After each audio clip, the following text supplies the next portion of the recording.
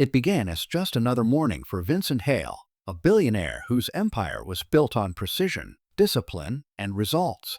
On that particular day, he was headed to inspect a new factory site on the outskirts of the city, a place few of his executives had ever visited.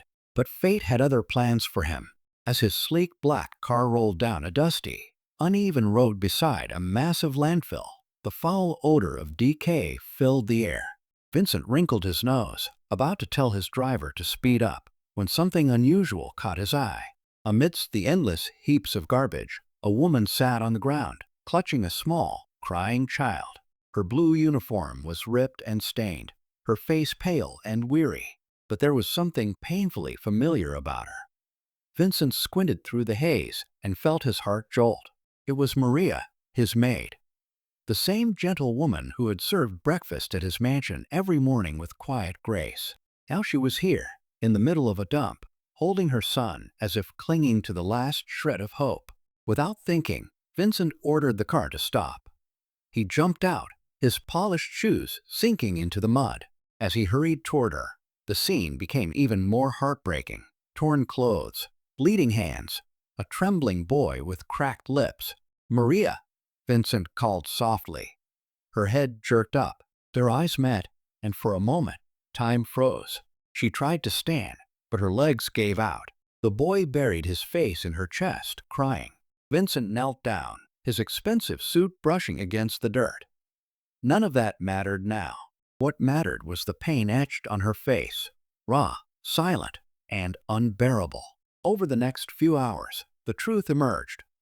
Maria had worked for Vincent for 2 years, always kind, always dependable. But a month ago, she suddenly disappeared. His assistant told him she had resigned, leaving a short note, and Vincent never questioned it. Now he realized how wrong he had been.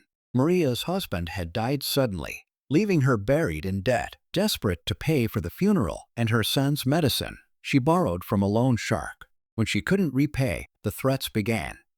Her landlord evicted her, and when she turned to the Maid agency for help, they dismissed her, saying she'd already been replaced. Left with nothing, she wandered the streets until she found herself here, scavenging through garbage just to feed her child. Vincent's chest tightened with guilt. He could buy entire companies, yet he hadn't noticed the suffering of the woman who had once kept his home running. Shame burned through him, followed by something long forgotten, compassion. He lifted Maria and her son into his car and took them straight to the hospital. He stayed with them every day as doctors treated their wounds, fed them, and gave them warmth. Slowly, little Theo began to smile again, holding Vincent's hand with quiet trust. Maria, on the other hand, kept apologizing for causing trouble, but Vincent silenced her gently. The real mistake, he knew, was his failure to see her humanity sooner. One evening, as Vincent stood by the hospital window watching Maria stroke her son's hair, he felt something shift inside him. For years, he had defined success by profits and power, but in that moment, he realized true wealth was something else entirely. That night, he made a decision that would change everything. He founded the Maria Hope Trust, a charity dedicated to helping domestic workers facing abuse, eviction, or crushing debt. He offered them housing, medical care, and education for their children. Maria became one of its coordinators, guiding women who had once shared her struggles.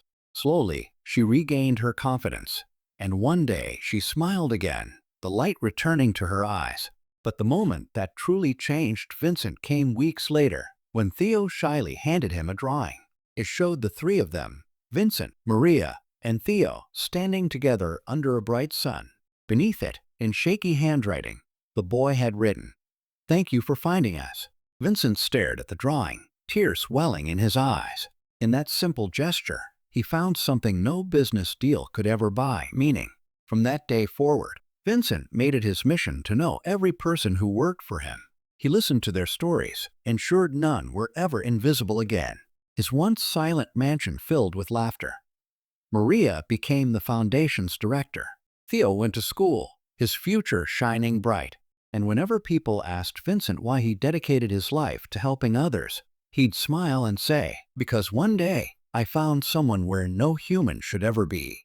And that day, I found myself too."